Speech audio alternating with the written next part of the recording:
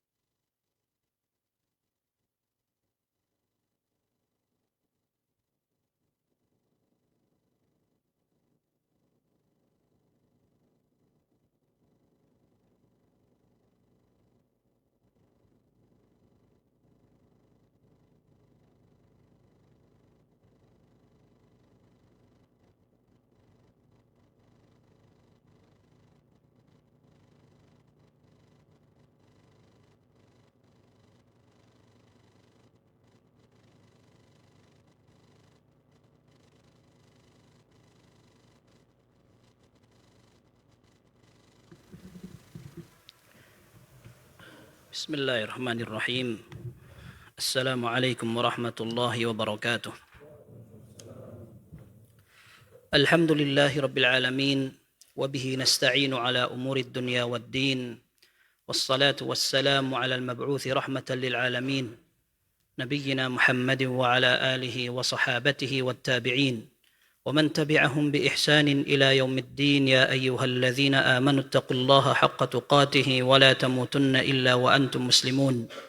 يا أيها الناس اتقوا ربكم الذي خلقكم من نفس واحدة وخلق منها زوجها وبث منهما رجالا كثيرا ونساء واتقوا الله الذي تساءلون به والأرحام إن الله كان عليكم رقيبا. يا أيها الذين آمنوا اتقوا الله وقولوا قولا سديدا يصلح لكم أعمالكم ويغفر لكم ذنوبكم ومن يطع الله ورسوله فقد فاز فوزا عظيما. أما بعد.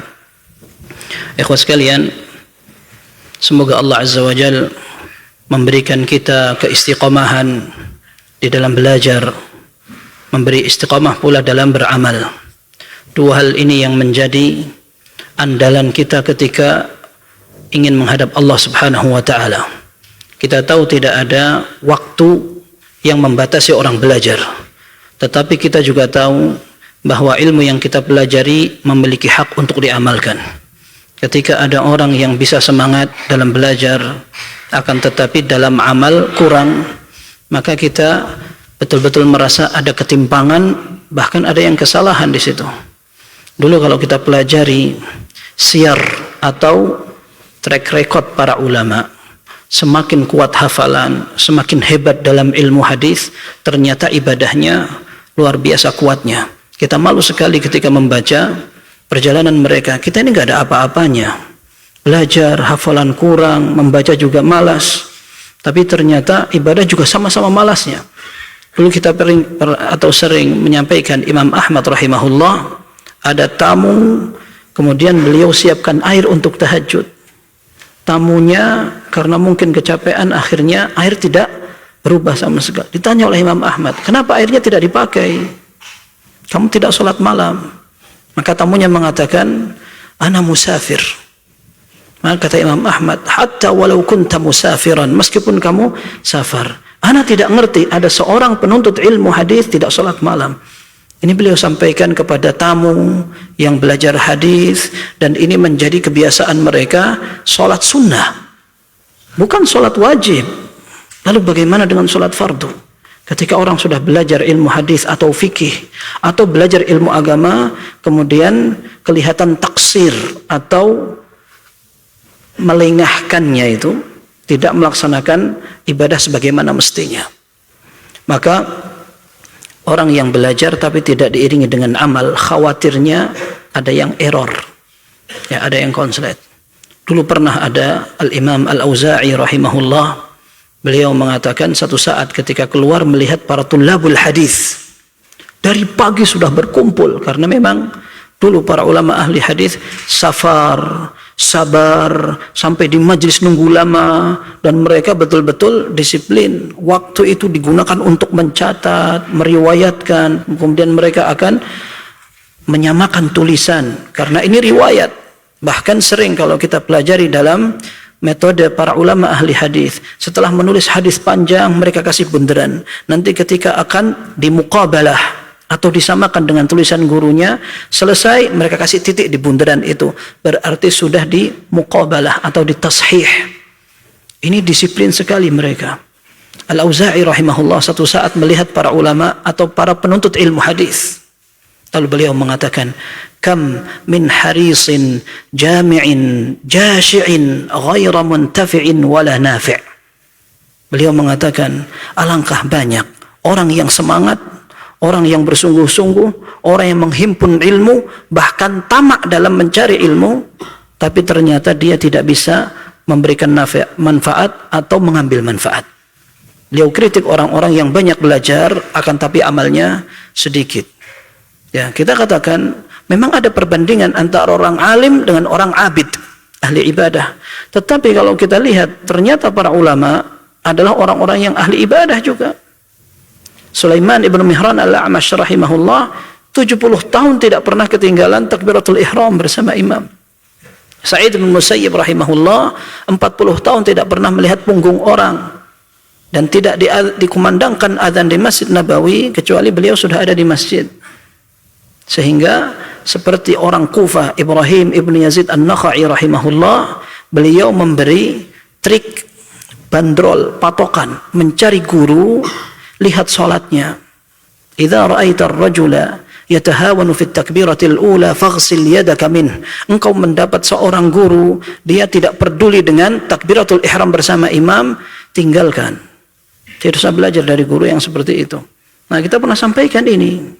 Ini di alam mereka adalah alam ibadah dan ilmu. Bukan berlebihan atau memang lebay gitu. Tidak, karena memang itulah alam mereka. Ketika ilmu dan amal berjalan beriringan. Maka kita meneladani mereka, dan ini nasihatnya untuk kita semua agar kita bisa saling memotivasi. Kita merasakan kekurangan yang kita alami. Kadang kita sendiri yang merasa capek, lemas, malas, dan seringkali karena kita tidak terdukung dengan lingkungan. Jika seandainya kita tinggal di satu pesantren atau komunitas orang yang kalau terlambat rugi banget, masuk masjid, membaca Al-Quran, kemudian sholat, kemudian mereka kelihatan sekali ya persaingan dan musabaqah fil khairat, kita akan rugi dan akan terdorong seperti itu. Saya pernah ceritakan kepada antum, berbeda sekali masjid kampus UIM dengan masjid rakyat masyarakat. Masjid masyarakat itu kita datang terlambat, kadang-kadang saf awal masih dapat. Tetapi masjid kampus kita datang terlambat, artinya terlambat itu sudah mau qomat, sudah saf awal sudah full. Kalaupun tidak ada orangnya itu ada bukunya, karena mereka tidak ingin dempet-dempetan dalam menunggu sholat. Akhirnya dipasang buku antara orang sila. Ada tempat kosong sedikit, sudah ada buku orang, itu maksudnya itu tempatku. Susah banget kita akan mendapatkan soft awal itu kalau di masjid kampus. Ini lingkungan membuat kita terdorong, termotivasi. Maka ikhwas sekalian, sebagai pembuka lagi, ada dua nasihat dari Al-Imam An-Nawawi rahimahullah. Yang pertama, ada dua nasihat beliau dalam kitab Al-Adhkar. Yang pertama, sebisa mungkin seseorang ketika mengetahui satu fadilah amal untuk dikerjakan, meskipun sekali, agar dia menjadi ahlinya amal itu. Beliau mengatakan, yambaghi liman balaghahu syai'un min fadailil a'mal an ya'mala biha walau marratan liyakuna min ahlihi. Hendaklah seorang yang pernah mendengar satu fadailul a'mal, ada fadilah satu ibadah, dikerjakan meskipun sekali. agar dia menjadi ahlinya amal itu.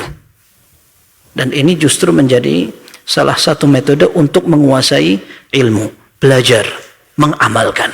Imam Ahmad rahimahullah mengatakan, "Ma marra alayya hadithun illa amiltu bihi walau marrah." Aku tidak pernah mempelajari satu hadis kecuali pasti aku amalkan meskipun cuman sekali. Yang kedua, ini agak berat.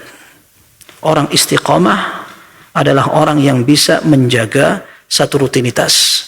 Kalau kelewatan itu manusiawi, tetapi diqadha. Imam Nawawi rahimahullah mengatakan, "Yambaghi liman kana lahu wadhifatun min adh-dhikr fi waqtin min lailin aw naharin aw aqibi salatin aw sa'atin aw halatin min al-ahwal idza fatathu an yatadarakaha wa ya'tiya biha 'inda at-tamakkuni minha." Hendaklah orang yang punya kebiasaan satu pekerjaan, zikir contohnya, satu hari atau malam atau habis sholat atau di satu waktu kok kemudian terlewat, hendaklah dia berusaha mengqadha, mengganti. Fa innahu idza lazima al-mudawamata 'alaiha lam yudayyi'aha. Kalau dia berusaha untuk menjaga, dia tidak akan menyanyiakan. Fa idza tasahala fi qada'iha yashulu 'alaihi tadyi'uha fi waqtiha. Kalau dia membiarkan yang ketinggalan itu tidak diqadha, maka dia akan semakin meremehkan meskipun di waktu asalnya. Contohnya, ada orang ingin membiasakan sholat sunnah rawatib, sholat sunnah qabliyah atau ba'diyah, sholat fardu, habis isya, habis maghrib, sebelum subuh. Datang terlambat, iqamah dikumandangkan, ketinggalan kita 2 rakaat qabliyah subuh. Atau habis sholat isya, keburu pengen cepat pulang, pengen segera istirahat, tapi kita tidak segera melaksanakan sholat-sholat itu. Kadang kita bilang, saya pakai di rumah nanti, saya akan lakukan di rumah. Sampai rumah lupa, orang itu sibuk, kena hawa jalan itu, sampai rumah kelewat, ada tamu, mampir toko, ini ternyata tersumbat dan semuanya, hilang semua itu. Ya. Ingat ketika akan tidur, sudah dicopot bajunya, sudah pasang badan begini, sudah buka HP, ingat, oh belum sholat tadi. Antum tahu orang disiplin itu berat. Bukan sekedar orang yang rajin dalam melaksanakan ibadah, tapi menjaga biar tidak ketinggalan kebiasaan, itu yang berat. Tetapi kalau saat itu kita tidak qadha, ketahui bahwa satu saat nanti, kemarin juga nggak sholat, nggak apa-apa. Betul, itu kebiasaan. Dan sampai ada orang tidak zikir habis sholat, biasa. Antum perhatikan, kadang orang sudah ngaji, sekali dia tidak zikir, nanti sambil jalan, kalau sambil jalan di pintu ada yang nyapa, assalamualaikum, lupa sudah zikir itu, hilang. Ya, dan biasanya dulu Syekh Abdul Razak hafizahullah, beliau sampai mengatakan zikir pagi dan petang jangan ditinggalkan. Kalau ternyata kelewat karena mungkin pengajian atau lupa, diqadha. Coba para ulama betul-betul mereka perhatian dalam ibadah sunnah, dan itu ternyata membuat ilmu mereka barokah karena ada amalnya, dan dengan amal itu Allah ridha dan ilmunya bisa dipertahankan. Mungkin di situ kita kurang, ya, membaca Al-Quran kita anggap biasa aja, ya kan, dan itu ternyata akan berpengaruh dengan gaya belajar dan berapa yang kita pelajari. Syekh Sulaiman Ar-Ruhaili hafizahullah dalam satu nasihatnya mengatakan, Quran ini barokah sekali. Kalau kita baca setiap hari, kita akan merasa waktu kita barokah. Mungkin waktu ini terbuang begitu saja karena kita tidak punya jatah wirid, kebiasaan membaca Al-Quran. Itu kekurangan kita. Maka Quran bukan aktivitas Ramadan saja, tetapi kita punya amal harian. Satu hari terlewat, kita punya tugas mengqadha. Baik, sehingga rutinitas itu diupayakan tidak terlalu banyak. Karena orang kalau terlalu banyak punya kegiatan, saya lagi semangat, sholat harus 11 rakaat, masing-masing rakaat 1 halaman. Berat banget, besok ketinggalan itu sudah tidak kebayang akan mengqadha karena terlalu berat. Tapi kalau kita punya kebiasaan, yang penting witir tidak ketinggalan. Tambah 2 rakaat sudah. 2, 1. Dan kita bisa untuk mengqadha. Kalau ternyata kelewatan, siang hari sholat 4 rakaat. Sebagian ulama mengatakan, kenapa Nabi SAW apabila malam tidak sholat malam, beliau akan sholat 12 rakaat. Karena tidak mungkin ada witir di siang hari. Kebiasaan 11 rakaat malam diqadha 12 hari. 12 kali 12 rakaat. Tetapi orang yang terbiasa 1 rakaat diqadha 2 rakaat. Biasa 3 rakaat, 4 rakaat. Artinya kebiasaan mengqadha itu akan membuat kita disiplin. Termasuk baca Al-Quran. Setiap hari 1 halaman. Kemarin saya belum baca Al-Quran 1 halaman. Baca. Begitu. Intinya ikhwah sekalian, kita minta kepada Allah agar yang kita pelajari ini bermanfaat dan bisa kelihatan dalam kehidupan kita. Ikhwah sekalian, kita akan mempelajari adab yang keempat dan kelima. Ya, kita sudah sampai pada adab seorang talibul ilm di majlis ketika membaca di depan gurunya atau di tengah kawan-kawannya. Dan ini menjadi perhatian para ulama, dan kita perhatikan di saat itu tidak ada pengkhususan atau memilah-milih ketika orang mau belajar. Kalau sekarang ada jurusan atau disiplin ilmu tertentu, dan memang dari dulu ada juga ulama yang seperti itu, akan tetapi mereka belajarnya semua. Ketika sudah belajar sampai pada bidang yang khusus, akan ditekuni menjadi ahlinya, baru mereka akan terlihat perbedaannya. Tapi ketika belajar mendasar, semua bidang ilmu dipelajari. Ya, termasuk sekarang yang kita akan pelajari pada poin keempat adalah poin yang sangat penting, vital dan urgen. Belajar hadis. Belajar hadis berat, membutuhkan keseriusan dan kepahlawanan, kesungguhan dan kekesatriaan. Sampai Az-Zuhri rahimahullah mengatakan, ilmul hadisi ilmun zakarun la yu'jibuhu illa dhukranuha wa la yuzahidu fiha illa inathuha. Ya, ilmu hadis ini seperti ilmu jantan. Tidak ada yang suka kecuali orang-orang pendekar, dan tidak ada yang pengen malas untuk meninggalkan kecuali orang kayak perempuan. Sampai dikatakan demikian karena membutuhkan kesabaran. Nanti kita akan pelajari bahwa orang ketika mempelajari ilmu hadis yang paling penting adalah mengetahui ini sahih atau tidak. Dan itu memang tidak wajib untuk semua orang. Tidak wajib untuk semua orang. Kita belajar tentang tipe ideal seorang penuntut ilmu.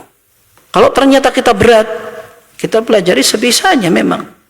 Tidak semua orang dimudahkan untuk belajar sampai detail. Akan tetapi setidaknya seorang muslim ngerti ibadah itu ada hadisnya sahih. Karena orang ketika punya amal banyak, ternyata hadis yang dipakai untuk landasan dhaif semua. Subhanallah. Punya amalan 1 karung, semuanya bolong-bolong. Kata orang zong. Jadi amalnya itu dilandasi dengan amal yang dhaif semua hadisnya. Rugi kita. Rugi sekali. Dan ada perkataan ulama ahli hadis, al-kalamu fi fiqhil hadithi far'un an thubutihi. Berbicara tentang kandungan satu hadis itu adalah cabang dari kita mempelajari hadis ini sahih atau tidak. Orang kenapa capek-capek mempelajari kandungan satu hadis kalau ternyata hadis itu palsu atau lemah sekali. Baik. Yang keempat, ar-rabi' an yubakkira bisama'il hadis wa la yuhmil al-ishtighal bihi wa bi'ulumihi. Hendaklah seorang pelajar dia mendahulukan atau menyegerakan belajar hadis, mendengarkan. Artinya mendengar itu belajar. Ya, dan memang istilah mendengarkan hadis ini menjadi kebiasaan dulu para ulama sampai pun mereka masih kecil. Al-Khatib al-Baghdadi rahimahullah dalam kitab Syarafu Ashabil Hadis menyebutkan sebagian ulama ahli hadis ngajari anak mereka belajar hadis dari kecil sampai dikasih hadiah. Kalau kamu bisa mendengar satu hadis atau menghafal hadis itu, 1 hari satu dirham dikasih hadiah. Ini dinukil dari Ibrahim ibn Adham rahimahullah. seorang ulama ahli hadis yang saduq. Tidak sampai thiqah beliau, akan tetapi terpercaya. Ya, saduq. Hadisnya hasan. Beliau cerita, kana abi yaqulu li kullama sami'ta hadisan aw hafiztahu laka minni bidirham. Kalau kamu satu hari hafal hadis, kamu sudah dengarkan, tak kasih 1 dirham. Fakuntu atlubul hadis ala hadha. Dulu aku belajar hadis dengan motivasi ini. Tapi setelah itu orang sadar ini penting dan mereka sudah menikmati. Tetapi maksudnya mendengarkan hadis adalah kebiasaan dulu para ulama mempelajarinya, dan tidak pantas dia menyia-nyiakan belajar ilmu hadis. Wan nadhara fi isnadihi wa rijalihi wa ma'anihi wa ahkamihi wa fawaidihi wa lughatihi wa tawarikhihi. Dan dia tidak perhatian melihat ilmu sanad, belajar ilmu sanad, rijalihi para periwayatnya, wa ma'anihi arti-artinya, ahkamihi hukum-hukum yang terkandung di dalamnya, fawaidihi pelajaran-pelajarannya, lughatihi bahasanya, wa tawarikhihi dan kapan itu dipelajari. Ya, kalau pelajaran sekarang ada pengajian dibacakan hadis qala haddatsana fulanun qala haddatsana fulanun qala haddatsana fulan, itu pendengarnya sudah bosan, ngantuk duluan. Ya, memang enggak ada hadis yang sahih aja. Ya banyak, memang banyak. Sekarang buku-buku itu sudah disusun dengan sedemikian lengkap. Mau belajar apa? Akidah, fikih, bahkan tentang waris, buku hadis yang sudah khusus berkaitan dengan itu sudah banyak memang. Tetapi dulu kebiasaan para ulama, mereka mempelajari dengan sanadnya, bahkan itu menjadi ciri khas mereka. Ketika salah satu dari ahli hadis bilang ke gurunya, sekali-kali dong kita mendengar hadis dari antum tanpa sanad. Kata gurunya, kamu mencolot ke rumah nggak pakai tangga. Ilmu itu pakai sanad. Dan kita pernah sampaikan, dulu orang belajar hanya mendengar cerita. Pengajian sejam-jam gitu, berjam-jam, cuman hanya dongengan, obrolan. Tapi kini kita bahagia ketika kaum muslimin ketika akan mendengar satu amal, mereka sudah terbiasa mendengarkan dalil. Sehingga ketika ada satu orang da'i mengatakan ada sunnahnya di amal Ramadan, dalilnya mana? Bingung dia. Karena masyarakat sudah terbiasa, saya tidak akan beramal kalau tidak ada dalilnya. Ini hanya naik kelas. Satu saat kita akan merasakan bahwa kelasnya para tulabul ilm sudah berbicara tentang riwayat. Ya. Pada saat orang-orang mengatakan ini sanadnya lemah, luar biasa. Kita membayangkan di masjid-masjid kaum muslimin ketika akan sholat ngobrol, buku apa tadi yang muncul baru? Ini, oh itu katanya riwayatnya lemah. Masya Allah, obrolannya masyarakat itu sudah menjurus ke ilmu hadis. Tidak ada yang mustahil, meskipun masih jauh. Ya, tetapi maksudnya itu ada harapannya. Dan dulu di zaman Al-Imam Al-Auza'i rahimahullah, beliau adalah ulama abad kedua, wafat tahun 157 Hijriah. Beliau pernah keluar melihat murid-muridnya ngobrol tentang dunia. Kata beliau, kalau kalian saja para menuntut ilmu hadis tidak mengobrolkan ilmu, siapa yang akan mengobrolkan itu di majelis-majelis mereka? Kalangan tulab ngobrolnya merek HP, keluaran terbaru, ada jadwal apa. Jadi mereka sudah tidak berbicara tentang yang dipelajari ilmunya. Seolah ilmu ini memang teori yang ada waktunya, cepat expirednya. Ya, ikhwas sekalian, ini pesannya para ulama. ويعتني أولا بصحيحي البخاري ومسلم ثم ببقية الكتب الأعلام والأصول المعتمدة في هذا الشأن كموطأ مالك وسنن أبي داود والنسائي وابن ماجه وجامع الترمذي ومسند الشافعي لا ينبغي أن يقتصر على أقل من ذلك. Ini kita bayangkan, beliau ini wafat di tahun 733, ulama abad ke-8. Beliau mengatakan, pertama seorang talibul ilm berusaha mempelajari 2 kitab hadis yang paling dikenal kaum muslimin, Sahih Bukhari dan Sahih Muslim. Dibaca.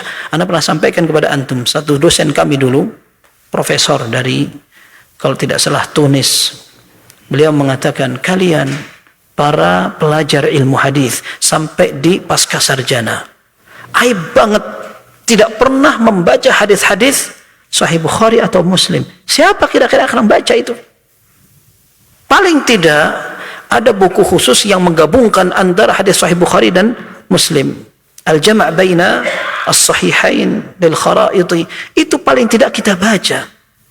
Dan ternyata subhanallah, itu sudah menyesuaikan standar orang zaman sekarang. Kan gampang banget. Pengen belajar tinggal buka HP, baca jihaz yang pendek-pendek. Ini Masya Allah, masuk zaman sekarang, masuk nggak bawa buku, bawa tab.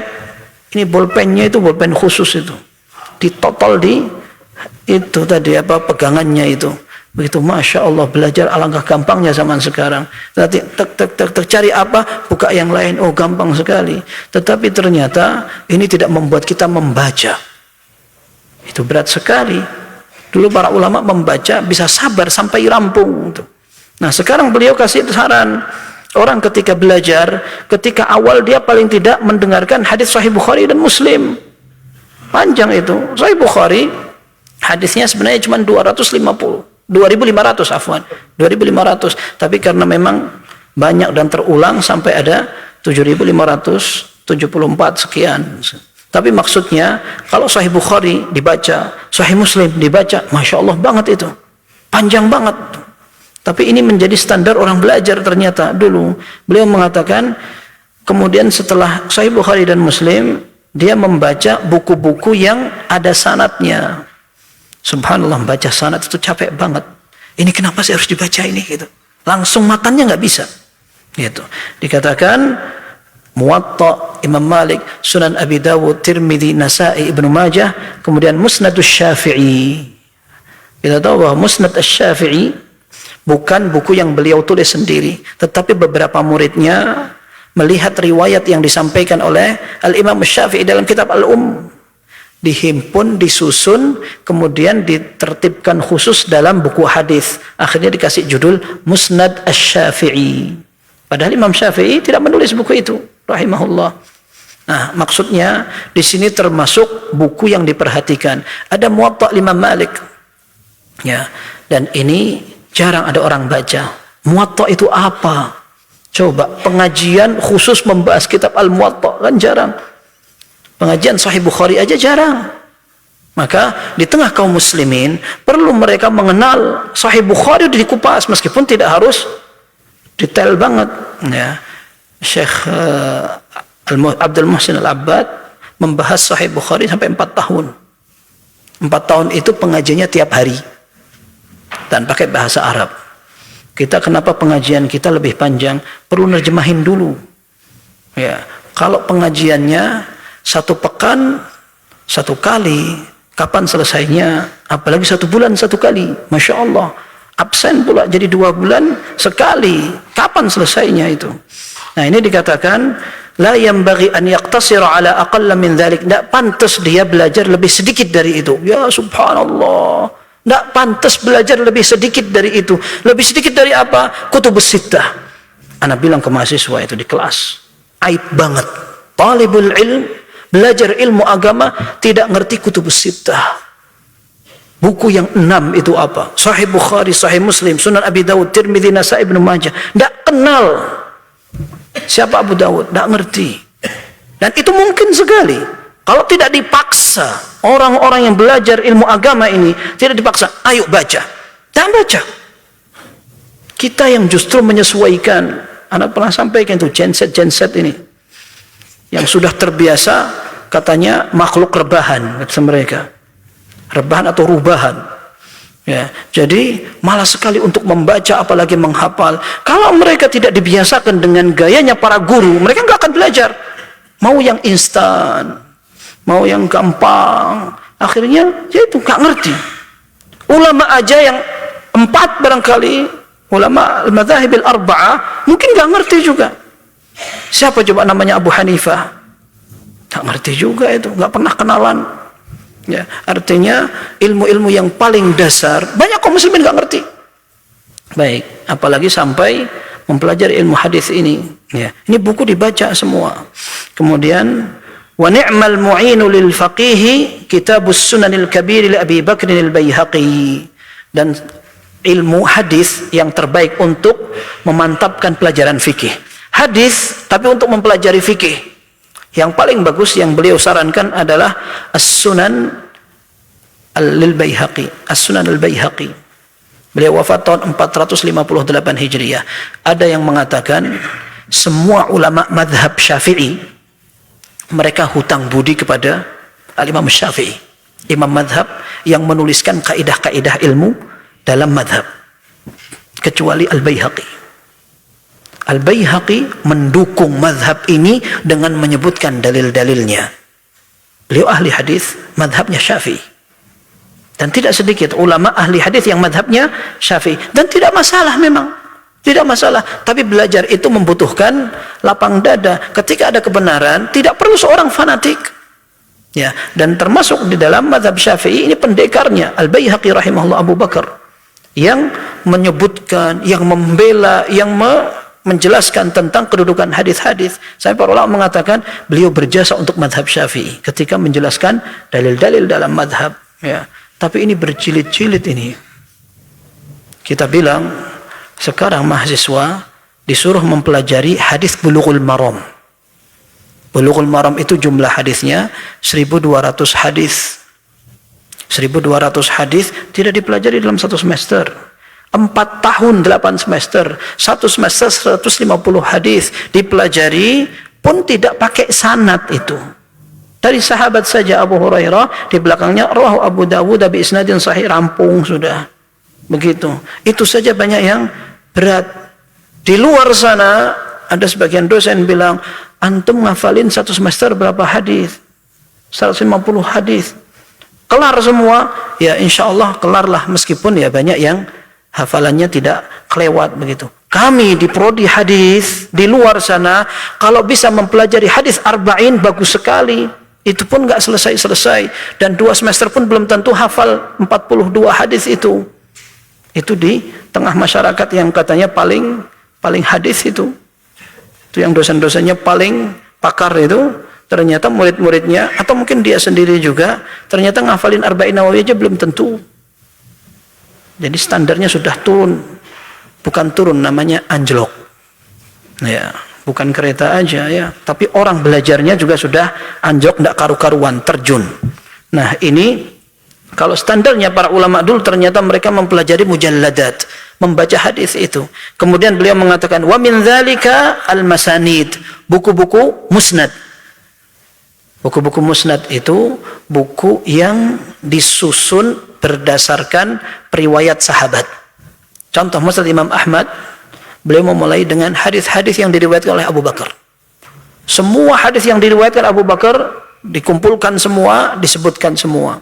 Setelah selesai, baru semua hadis yang diriwayatkan oleh Umar, kemudian Utsman, kemudian Ali, kemudian baqi al-asharah. Ya, 10 orang yang dijanjikan masuk surga itu hadisnya Abdurrahman bin Auf, Sa'ad bin Abi Waqqas itu ditaruh di depan, dikumpulkan semua hadisnya. Baru setelah itu hadis-hadis para sahabat sesuai dengan fadilah yang dimiliki mereka. Baru yang belakangan hadisun nisa, hadisnya para sahabiyat. Maksudnya itu buku adalah salah satu maraji' dan referensi penting dalam ilmu hadis. Tapi ini bukan yang paling hebat. Yang paling hebat biasanya dipakai rujukan adalah Al-Kutubus Sittah. Baik. Beliau mengingatkan, Musnad Ahmad bin Hanbal wa Ibn Humaidin wal Bazzar. Musnad Imam Ahmad, Musnad Ibn Humaid dan Musnad Al-Bazzar. Al-Musnad Al-Bazzar ini sering dikenal dengan, ini bukunya ini hilang. Musnad Al-Bazzar ini hilang, tidak sampai ke kita. Ada sebagian sampai. Sehingga yang sampai kepada kita ini sudah disusun ulang oleh beberapa ulama. Intinya beberapa nama buku itu kita hanya mendengar sebagai satu cuplikan. Kalau mengkaji kayaknya terlalu jauh ya. Ada pengajian membahas hadis-hadis Musnad Al-Bazzar, kayaknya jauh banget ya. ويعتني بمعرفة صحيح الحديث وحسنه وضعيفه ومسنده ومرسله وسائر أنواعه فإنه أحد جناحي العالم بالشريعة والمبين للكثير من الجناح الآخر وهو القرآن. Hendaklah dia memperhatikan hadis itu dari sisi hukum periwayatannya, sahih, hasan, lemah, paling tidak dia tahu itu. Kemudian dia melihat apakah hadis ini bersambung atau terputus, musnad atau mursal. Kemudian wasairi anwa'ihi, dan berbagai cara atau bentuk hadis. Ada yang munqati', ada yang mu'dal, ada yang mursal. Ya. Kemudian ada yang lemah, ada yang lemah sekali, ada yang mungkar, ada yang maudhu'. Sampai anak pernah ceritakan, ada sebagian orang bangga banget, kamu salah-salahkan saya. Ini hadis ini ada riwayatnya. Mana riwayatnya? Ternyata hadisnya di kumpulan hadis-hadis palsu. Ya, karena dia nggak ngerti hadis mana yang mestinya dijadikan pedoman dalam beramal. Karena ilmu hadis ini menjadi salah satu dari dua sayap ilmu syar'i. Orang kalau mau belajar agama, di antara rukunnya adalah belajar dalilnya. Makanya dulu para ulama mereka belajar dua-duanya. Dari awal mereka belajar, mereka tidak terlalu menunjukkan, anak nggak mau belajar ini. Nanti saya pengen berkutat pada ilmu bahasa saja misalkan. Dulu tidak seperti itu. Mereka belajar semuanya. Quran dihafal rata-rata para ulama itu. Kemudian mereka hadir majelis hadis. Baru kalau sudah mereka memiliki umur dan sudah banyak yang dipelajari, baru mereka mengarah pada kecenderungan. Seperti Abdul Ghani Al-Maqdisi rahimahullah. Beliau ini termasuk sepupunya Ibnu Qudamah Al-Maqdisi. Belajarnya bareng. Bahkan Abdul Ghani Al-Maqdisi yang akhirnya menulis buku Umdatul Ahkam, beliau sering sekali hadir di majelis fikih bersama sepupunya. Bahkan mereka sering tukar-tukaran waktu kayak piket gitu. Ya.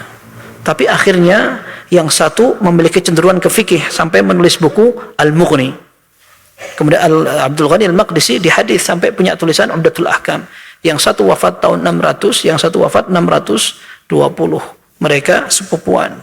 Dulunya belajar bareng.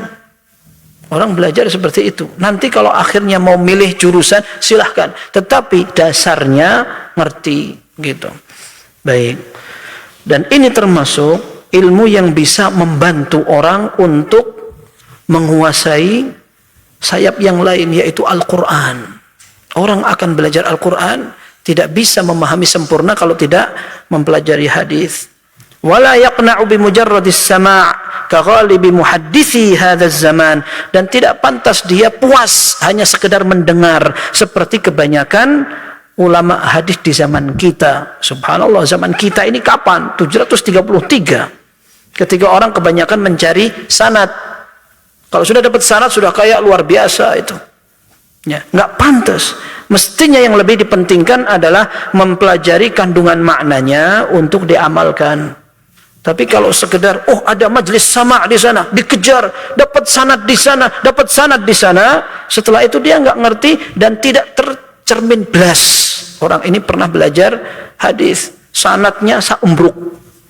Tapi ternyata tidak kelihatan sama sekali orang yang sudah pernah mempelajari ilmu hadis. Tidak ada manfaatnya. Dikatakan bal ya'tani bid-dirayati ashadda min i'tina'ihi bir-riwayah. Dan hendaklah dia perhatian dalam kandungan makna lebih kencang lagi daripada sekedar dari sisi riwayah. Qala Asy-Syafi'i rahimahullah. Imam Asy-Syafi'i mengatakan man nadhara fil hadithi qawiyat hujjatuh. Orang yang belajar ilmu hadis, hujjah, argumen dan pendapatnya akan kuat karena dibangun dengan landasan dalil. Ya. Dan Imam Syafi'i rahimahullah ahli hadis. Beliau menjadi salah satu bentuk cerminan orang yang menggabungkan ilmu hadis dan ilmu fikih. Usul fikih beliau tulis dalam kitab Ar-Risalah, dan dalam kitab Ar-Risalah itu bagian dari buku Al-Um. Hadis semua isinya itu. Kalau kita mau belajar, Al-Imam Syafi'i rahimahullah sebelum menunjukkan satu pendapat beliau mulai dari hadis. Inilah fikihnya ahli hadis kalau mau belajar. Guru beliau sama Imam Malik, murid beliau Imam Ahmad. Masalahnya yang menjadi ruwet adalah orang-orang muta'assibun, orang yang fanatik dengan madhab. Baik, dikatakan wali anna ad-dirayata hiya al-maqsudu bi naqli al-hadits wa tablighihi, karena memahami arti dari hadis itulah maksud dari dipelajarinya ilmu hadis itu. Ya. Ketika orang ngertinya ahli hadis adalah orang yang banyak sanadnya, berarti dia belum sampai pada tujuannya. Sampai sebagian orang mengatakan, siapa itu? Muhaddis. Siapa muhaddis? Dulu orang muhaddis itu yang bisa hafal paling tidak 1000 hadis gitu. 1000 hadis itu maksud dihafal semua? Bukan. Ternyata mereka dulu hafal sesanadnya. Itu dulu. Zaman sekarang standarnya lebih dikurangi, disesuaikan dengan milenial senior dan junior. Ya. Jadi sekarang orang kalau dibilang pakar hadis itu bisa apa? Apakah sama dengan muhaddis zaman dulu? Beda dong. Ini beda zaman, beda keahlian. Masalahnya kalau dulu orang betul-betul ngerti hadisnya, zaman sekarang yang dibilang pakar hadis tidak ngerti hadis. Bahkan ibadahnya, penampilannya tidak seperti ahli hadis. Ini berarti kan orang yang mau menyebutkan saya pakar hadis ini kan juga malu sebenarnya ya. Mau bilang pakar hadis tapi nggak ngerti hadis. Coba orang mau bilang ini pakar otomotif. Orang ngerti otomotif itu yang ngerti mesinnya, minimal ngerakitnya, atau bagian yang paling inti dalam dunia permobilan itu. Zaman sekarang orang cuma tahu merek dan harga. Lalu dia bilang saya ahli otomotif. Ya, lalu dia punya kontennya punya follower berapa ratus juta. Wah, itu namanya konten kreator, bukan ahli otomotif gitu. Sampai jadi perdebatan di netizen. Nggak habis-habis itu. Ini kalau dibaca ahli otomotif yang asli akan diketawain. Ngapain ketawain? Yang baca juga siapa? Tapi maksudnya orang pun akan tahu dan menilai ahli atau bukan. Sekarang ilmu hadis, orang punya keahlian dan bahkan bangga dengan gelar. Setelah itu ilmu hadis nggak ngerti sama sekali. Hebatnya di mana? Gitu. Baik, ini yang kelima sekarang. Al-khamis. Idza syaraha mahfuzatihil mukhtasarat. Apabila dia sudah mulai pindah naik kelas, naik level. Dia mulai mencari syarah atau penjelasan hafalan-hafalan singkat. Dan dulu kita sudah pernah pelajari, orang yang mau belajar itu tidak bisa tidak menghafal.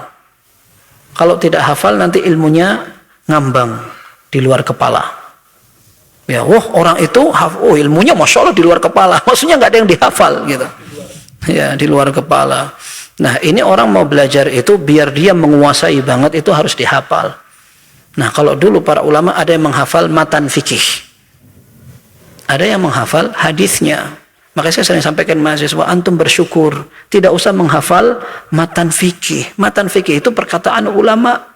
Tapi kalau menghafal hadis itu perkataan Nabi Shallallahu Alaihi Wasallam. Dua-duanya sama untuk menguasai poin-poin dalam ilmu fikih. Orang kalau mau belajar ilmu fikih, dia harus setidaknya tahu dan ingat. Yang dipelajari pertama masalah ibadah. Yang kedua masalah muamalah, jual beli dan semacamnya. Yang ketiga masalah akad-akad, nikah, tolak, rujuk, apa segala macam. Dan yang keempat seperti yang dibagi para ulama adalah masalah jinayat, seperti ada tindakan kriminal, kisos, diat, segala macam itu. Itu pembahasan fikih berkutat di 4 itu. Orang kalau mau belajar fikih mestinya hatam itu, pembahasannya satu langkah itu sampai semuanya. Kalau mau 4 mazhab ya sudah berarti nambah umur ya. Untuk belajar yang itu semuanya. Baik, kita akan bisa menguasai itu. Kalau ada orang pengen menguasai itu semua, minimal dia hafal matan. Atau dia ngerti perkataan ulama yang sangat ringkas untuk menyebutkan pembahasan fikih-fikih itu. Ada cara yang lebih enak. Hafalkan hadisnya. Hafalkan hadisnya, kita sudah mengingat poin-poinnya. Buku apa? Hafalkan Bulughul Maram. 1200 hadis sudah mewakili pembahasan fikih yang ada di situ. Tidak semuanya hadis sahih. Kenapa? Karena sebagian hadis dhaif dijadikan landasan oleh para ulama dalam ilmu fikih. Enak sekali Al-Hafidz Ibnu Hajar meringkaskan cara belajar kita menguasai ilmu fikih dan hadis, karena beliau seorang ulama madhab Seorang ahli bahasa, seorang ahli hadis, wafat tahun 852. Nih kalau antum mau belajar yang ringkes dan gampang, pelajari ini, dihafalkan, antum menguasai ilmu fikih dan hadis sekaligus. Enak banget teorinya, ya. Memang belajar itu susah. Sudah nggak ngantuk aja sudah alhamdulillah, ya. Yang dikatakan idza syaraha mahfudhatihil mukhtasarat, apabila dia sudah mulai mencari syarah atau penjelasan apa yang dihafalkan dan tadi ringkasan ini wa dhabata ma fiha minal iskalati wal fawaidil muhimmat, dan dia telah berusaha untuk mencatat betul-betul, mengingat-ingat, mengklasifikasi semua permasalahan, semua pelajaran-pelajaran yang penting-penting. Sekarang pindah intaqala ila bahthil mabsutat, dia perlu membaca buku-buku yang lebih luas. Tapi membaca buku yang luas ini tidak boleh dijadikan pekerjaan pemula. Ya, kalau orang dari awal belum pernah mempelajari dengan bidang yang luas, lalu dia langsung membaca bukunya para ulama yang banyak khilafnya, panjang pembahasannya, langsung capek, tidak paham, akhirnya dia bilang kayaknya anak nggak ditakdirkan mempelajari ilmu ini. Kesalahannya dia, kenapa tidak minta pendapat dari seorang ahli, yang dibaca buku apa dulu. Maka sebagian dokter pun mengatakan sudah subuh ya. Adakah sholat? Oh, pertanyaan anak kira sudah isya. Ya. Sudah isya juga. Masya Allah, khairan insya Allah. Silahkan adzan dulu.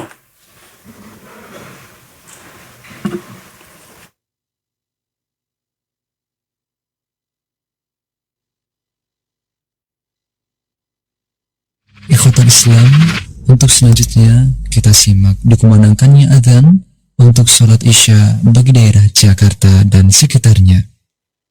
Allahu Akbar, Allahu Akbar, Allahu Akbar,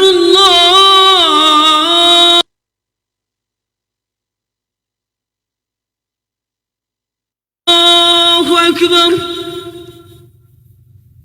Ashhadu an la ilaha illallah, ashhadu an la ilaha illallah, ashhadu anna Muhammadan Rasulullah,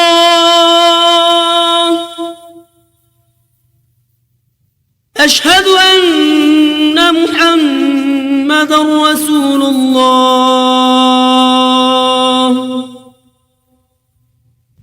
Hayya 'alas salah,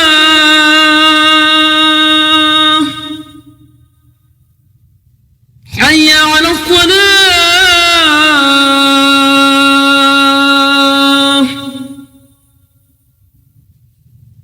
hayya 'alal falah,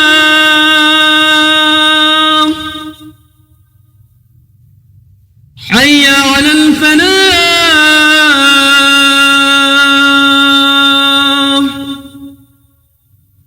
Allahu Akbar, Allahu Akbar. La ilaha illallah. اللهم صل على محمد وعلى آل محمد كما صليت على آل إبراهيم إنك حميد مجيد. اللهم بارك على محمد وعلى آل محمد كما باركت على آل إبراهيم إنك حميد مجيد. اللهم رب هذه الدعوة التامة والصلاة القائمة آت محمدا الوسيلة والفضيلة وابعثه مقاما محمودا الذي وعدته.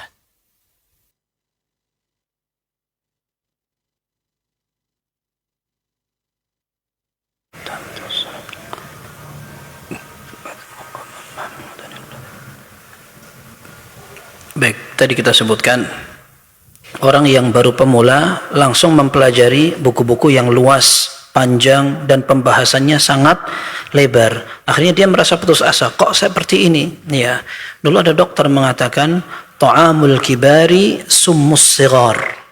Makanan orang dewasa bisa jadi racun untuk anak kecil. Belum saatnya dia pakai. Nah, kita tidak punya ilmu alat, tidak menguasai mukaddimah-mukaddimahnya. Baca buku langsung khilaf, bludrek gini. Ya, jadi pusing sekali, tidak bisa menguasai dan tidak paham-paham. Nah, maka kalau seandainya kita ingin pelajari ilmu fikih, setidaknya satu pendapat saja yang kira-kira kita langsung praktek. Sholat itu rukunnya apa saja, bacaannya apa, kemudian kalau mau belajar ilmu hadis apa saja yang dipelajari. Paling tidak kita ngerti, oh ini hadis sahih, selesai. Kalau sampai terlalu detail, kita nggak jadi belajar, kok susah banget begitu.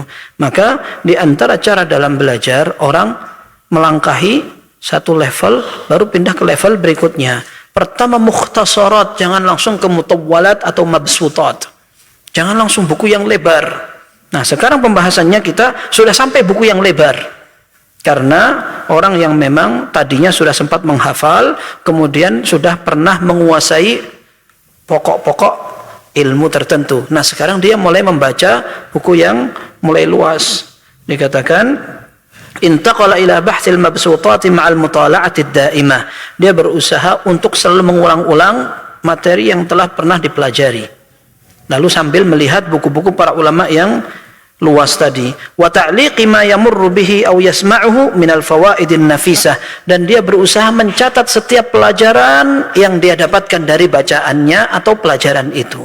Dan subhanallah, ini dulu kebiasaan para ulama sampai mereka menasihatkan, kalau kita sedang mendengar, oh ada faedah penting, tulis. Faedah itu tidak akan terulang, akan gampang terlupakan. Ya, maka di antara buku yang menulis tentang adab seorang pelajar, ketika kita nyampe atau melihat ada faedah dari satu buku atau mendengar satu kajian atau kita dapat di mana saja, catat di sampul buku, di bagian dalam sampul. Ini ternyata kebiasaan dulu para ulama, para penuntut ilmu. Mereka menulis ini di buku bagian luar, sehingga ketika orang akan mempelajari langsung bisa ngulang lagi. Dan subhanallah, di antara biografi Syekhul Islam Ibn Taimiyah rahimahullah, beliau ini penjara, tidak boleh nulis, tidak boleh belajar, karena memang mereka pengen nyiksa. Subhanallah, ketika beliau ingat ada satu faedah atau pelajaran, maka beliau ambil arang ditulis di tembok penjara. Dan ini luar biasa. Kita bayangkan dulu perjuangan mereka biar tidak lupa. Ditulis faedah itu nanti gampang dihafal. Baik, dikatakan wa ta'liqi ma yamurru bihi aw yasma'uhu min al-fawaidin nafisah wal masail ad-daqiqati wal furu'il gharibah. Ada masalah yang rinci atau cabang-cabang yang memang agak asing karena jarang kita bahas. Nah, ini perlu ditulis kalau yang penting-penting. Wahallul muskilat, atau ingin memecahkan sebuah permasalahan. Wal furuqi baina ahkamil mutasyabihat, perbedaan antara ilmu-ilmu yang kelihatannya samar. Nah, ini maksudnya begini, untuk mengkompromikan begini, jawaban dari para ulama begini. Ini kan kadang kita lupa lagi harus baca dari satu paragraf lengkap gitu. Nah, ini pas kita paham, oh ini kuncinya, tulis gitu. Min jami'i anwa'il ulum, dari semua disiplin ilmu. Wala yastaqillu bi fa'idatin yasma'uha aw yatahawanu bi qa'idatin yadbituha. Jangan menganggap remeh satu pelajaran. Ada satu ilmu yang dipelajari, sedikit aja. Oh, sedikit aja nanti hilang. Segera ditulis begitu. Ada kaidah juga harus diingat-ingat. Bal yubadiru ila ta'liqiha wa hifdhiha. Dia segera menghafal atau mencatat. Wal takun himmatuhu fi talabil ilmi 'aliyah.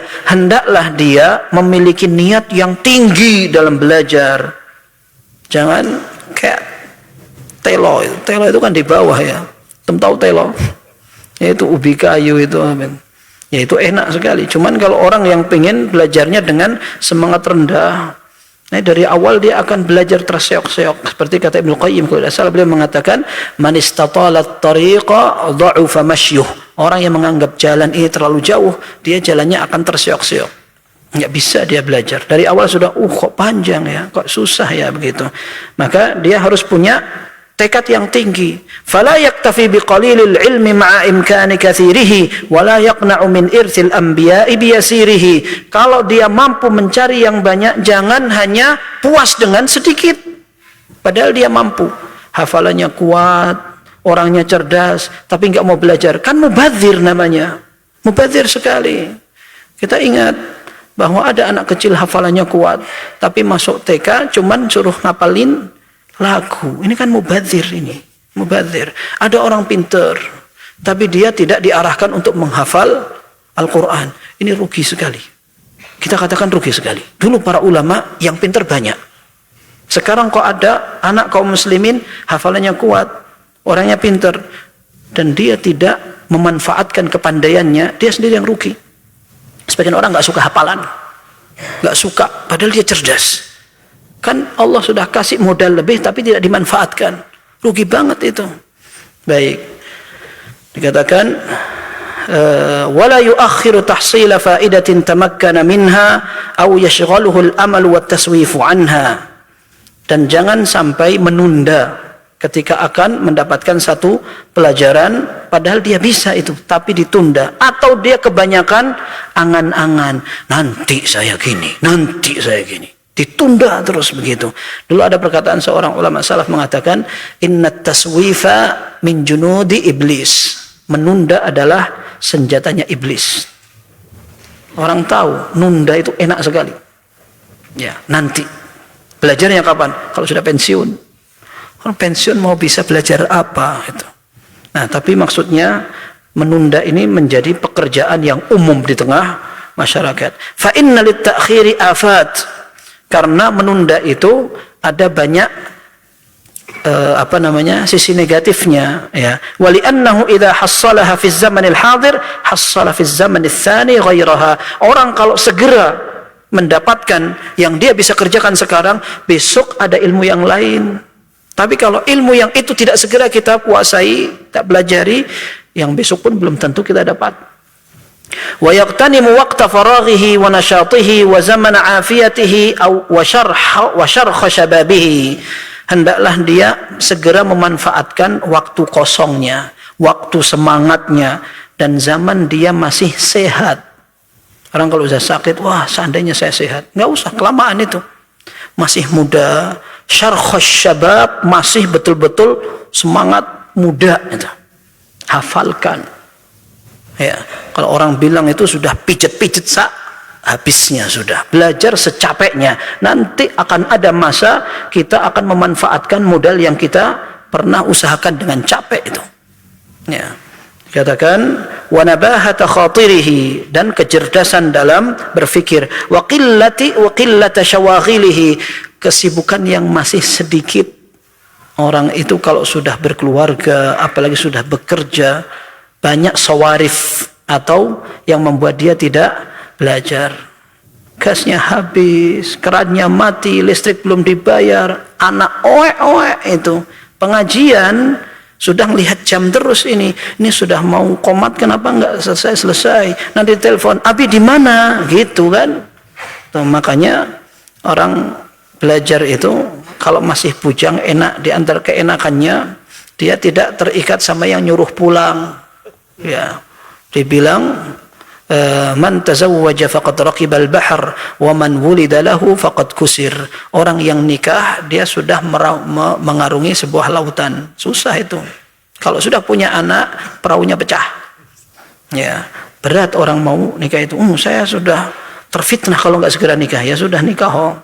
Ya, tetapi maksudnya orang harus lebih pandai dalam mengatur waktu.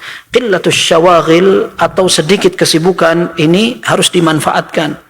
Qabla awaridil batalati aw mamani'ir riasah, sebelum dia disibukkan dengan kesibukan yang banyak atau tanggung jawab jabatan dan kedudukan, atau orang menokohkan dia. Orang kalau sudah ditokohkan mau belajar susah.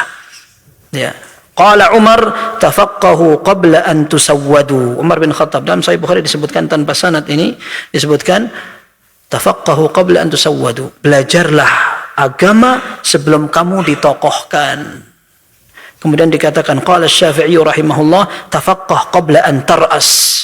Belajarlah cepat-cepat sebelum kamu ditokohkan. Fa idza ra'asta fala sabila ila tafaqquh. Kalau kamu sudah terlanjur menjadi tokoh, susah banget belajar.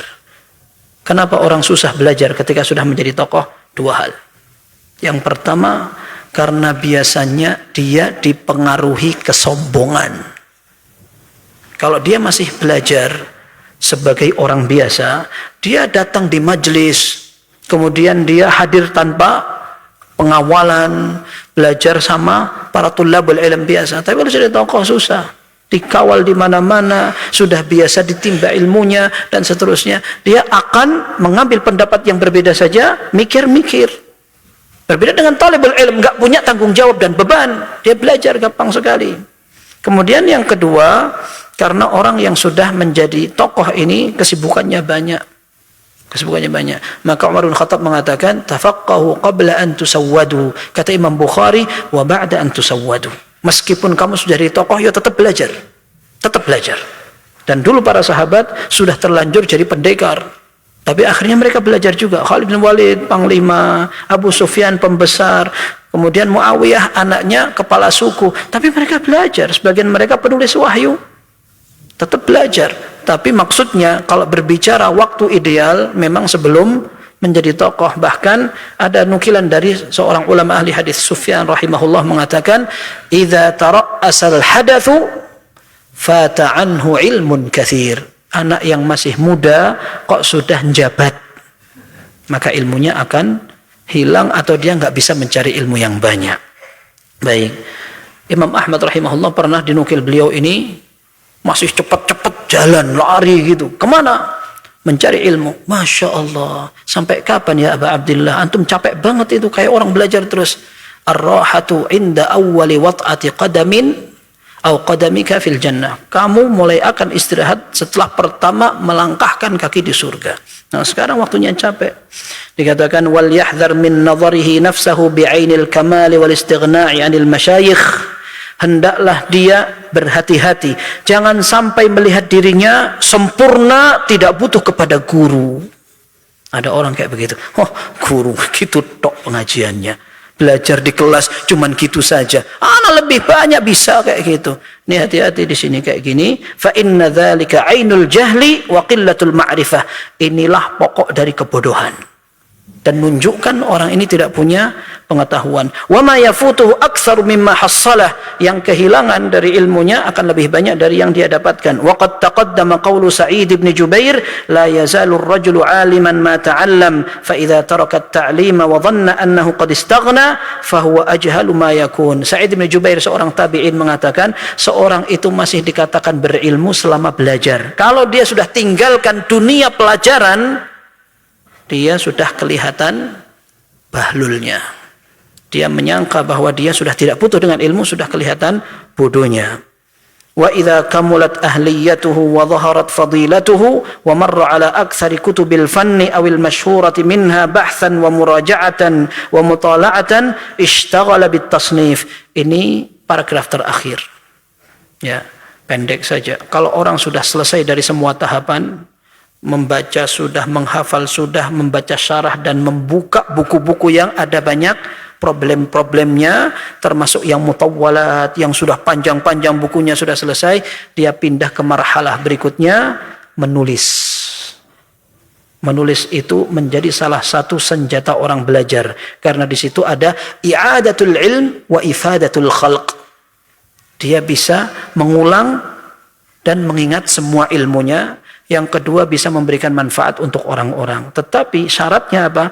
Kamalul ahliyah wa zuhurul fadilah. Dia sudah ahli di bidangnya. Orang kalau sudah nulis, siap dicela orang, siap dicacat dan dikritik. Nah, kritikan kadang-kadang tidak mutu. Nah, dia perlu memposisikan. Tapi kadang memang kritikan itu pada tempatnya. Lah, orang tidak ahli kok nulis. Tidak harus kita nulis kalau memang belum ahlinya. Dikatakan wa bin nadhari fi madhahibil ulama salikan tariqal insaf. Ya, ketika dia nulis hendaklah dia melihat cara yang disampaikan oleh para ulama. Para ulama sampai ketika akan diskusi dan berdebat nulis buku khusus adabnya bagaimana.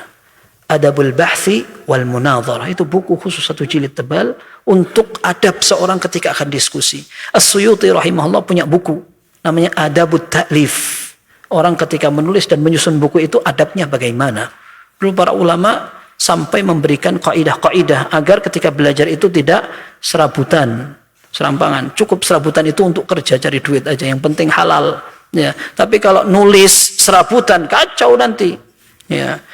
Kemudian dikatakan salikan tariqal insaf. Orang itu harus adil. Ketika nulis itu dia tidak fanatik, membela pendapat dan seterusnya. Insaf. Dan Imam Malik rahimahullah mengatakan al-insafu aziz. Insaf itu berat sekali. Nulis dengan jernih tanpa ada tendensi atau muatan kemaslahatan atau kepentingan. Fima yaqa'u lahu minal khilaf kama taqaddam fi adabil alim. Maksudnya dia ketika ada khilaf, dia berusaha untuk adil dalam menjelaskan dalil masing-masing. Baik, ini wallahu alam yang kita pelajari malam hari ini, semoga ada manfaatnya. Wallahu alam bissawab. Ada pertanyaan tadi, apakah ada sholat sunnah setelah asar sebelum matahari menguning? Barakallahu fiik. Tidak ada, wallahu alam. Ya, tidak ada sholat sunnah setelah asar, bahkan setelah sholat asar adalah waktu larangan. La salata ba'da salatil asri hatta taghiba syams. Dalam Sahih Bukhari dan Muslim dikatakan tidak boleh sholat sunnah secara khusus setelah sholat asar sampai matahari betul-betul terbenam. Sebagai penuntut ilmu seperti kami yang hanya ikut kajian 1-2 kali dalam sepekan, apakah boleh menghafal sendiri hadis arba'in namun hafalannya hanya sampai periwayat saja tanpa sanad? Boleh. Boleh, tapi perlu memang disetorkan hafalan itu. Kalau tidak, bacanya salah-salah. Yang dengar itu agak gimana gitu. Ya, kita kalau dengar ada orang ngajinya nggak beres, kita kan kayak, oh ini aja ngajinya kayak begini pakai mic gitu. Nah, kalau orang hafalin hadis, oh itu Nabi SAW bilang begini, oh bacanya salah-salah, itu kan yang dengar agak, ini gimana toh gitu. Ya, jadi kalau mau menghafal hadis, ya diusahakan bacaannya betul, kemudian jangan lupa dengan arahan guru. Ya. Apakah boleh kita membooking tempat di soft awal seperti soft 1 dan 2 dengan menaruh buku atau tas kecil milik kita di soft yang ingin kita tempati? Boleh kalau kita memang duduk di situ duluan. Kalau tidak, yang duduk di situ bukunya tidak boleh. Ini sering diingatkan oleh Syekh Abdul Muhsin Al-Abbad. Karena banyak para tulabul ilm, mereka bawa tempat mushaf itu. Nah, mereka pengen sholat di saf awal sana, di majelis dia pasang itu. Ini bikin yang datang lebih awal, nggak bisa duduk di situ. Ini kata beliau, jangan. Antum mau datang-datang. Insya Allah semua majelis yang ada, hadir dan dengar ini sama, insya Allah fadilahnya. Gitu. Tapi jangan booking-booking begini. Nah, sholat juga sama. Nah, dalam satu hadis dikatakan, orang yang duduk di satu tempat, dia ahaqqu bihi. Dia paling berhak dengan tempat duduk itu. Kalau dia keluar karena ada kebutuhan, nanti dia balik lagi, maka dia paling berhak dengan tempat itu. Afwan, ini tempat ana tadi. Nah, tapi ya keluarnya karena ada kebutuhan terus balik lagi. Kalau dia pulang makan, ngapain dulu keliling-keliling apa terus datang, dia pasang sajadah atau buku di situ, ini zalim malahan. Ini malah zalim. Ya, wallahu a'lam bissawab. Minta nasihatnya agar kita bisa takut kepada Allah Subhanahu wa taala dan khusyuk saat sholat. Ini sering ditanyakan bagaimana cara khusyuk dan merasa diawasi Allah. Apa jawabannya? Belajar tauhid. Orang kalau belajar tauhid dia paling ngerti hak Allah Subhanahu wa taala. Bagaimana dia merasa diawasi kalau dia tidak menyangka Allah melihat, Allah mendengar. Kita bisik-bisik atau bahkan menggerutu saja, Allah ngerti. Allah ngerti. Nah, orang ketika dia ngerti Allah mendengar, dia doanya nggak usah teriak-teriak saja, dia ngerti. Dia berbisik doa gini, dia ngerti Allah itu dengar gitu. Tapi orang yang sampai doanya teriak-teriak, kalau dia nggak nyangka Allah mendengar, apa manfaatnya? Nah, jadi kalau pengen betul-betul dekat dengan Allah, pelajari Allah itu bagaimana di pelajaran tauhid. Dan kita berdoa kepada Allah. Apakah kita boleh menghajar, mendiamkan, tidak ngomong, tapi masih memberi salam orang yang suka memuji atau menyanjung kita berlebihan? Ya, berlebihan tidak bagus, dinasihatin aja. Lagian nyanjung kita ini kenapa? Nyanjung jangan-jangan basa-basi. Ya, bilang antum ini lebay gitu. Sudah selesai. Enggak usah sampai dihajar. Ya subhanallah, ngapain? Kurang kerjaan ya. Amin. Doakan semoga Allah melimpahkan rahmat dan berkah untuk Ustadz, keluarga serta jamaah di masjid ini. Masya Allah. Ibu, saya ada acara reuni dengan teman-temannya. Dalam reuni itu ada musik ikhtilat, permainan kim, permainan angka, orang Minang berhadiah. Ibu ana minta ana mengantarkan acara tersebut. Ana masih berusaha mendakwahi ibu ana, tapi tidak mudah. Apa yang harus saya lakukan? Dan ana laki-laki satu-satunya, mohon nasihatnya. Ya dicarikan cara yang paling bijak. Ya, kalau sudah tahu itu ada kemungkarannya, walimah saja yang harus kita hadiri. Kalau ada musiknya, ada ikhtilatnya, tidak harus kita datangi. Apalagi cuman reuni. Reuni ini seringkali menjadi penyakit ya. Ya. Yang katanya celebek-celebek itu gara-gara reuni itu. Itu banyak yang bilang itu. Subhanallah, luar biasa. Tapi maksudnya kalau kita tahu ada kemungkaran, kita cari alasan yang bijaksana. Dia bilang afwan ada apa gitu, atau nanti kasih hadiah tapi pas ini nggak bisa bantu dan seterusnya. Syukur-syukur kalau dia sibukkan ibunya dengan sesuatu yang lebih membuat dia bahagia. Jangan cari kebahagiaan sama teman-temannya. Ya, kalau memang itu banyak kemungkarannya, mungkin kurang bahagia di rumahnya atau gimana gitu, sampai mencari yang seperti itu. Tapi maksud ana, banyak alhamdulillah orang-orang yang bisa menahan diri dari yang seperti itu karena ngerti ini nggak boleh gitu. Ya, dan dia sudah cukup di dalam rumah bahagia banget gitu. Dan anak kecil kurang bahagia mainan ketika sudah besar itu lebih mending daripada ketika sudah besar malah cari banyak reuni. Wah, repot sekali. Mudah-mudahan bermanfaat. Kurang lebihnya mohon maaf. Sallallahu wasallam wa baraka ala abdihi wa rasulih nabiyina Muhammad wa alihi wa sahbihi ajma'in. Subhanakallahumma wa bihamdika asyhadu an la ilaha illa anta astaghfiruka wa atubu ilaik. Walhamdulillahi rabbil alamin.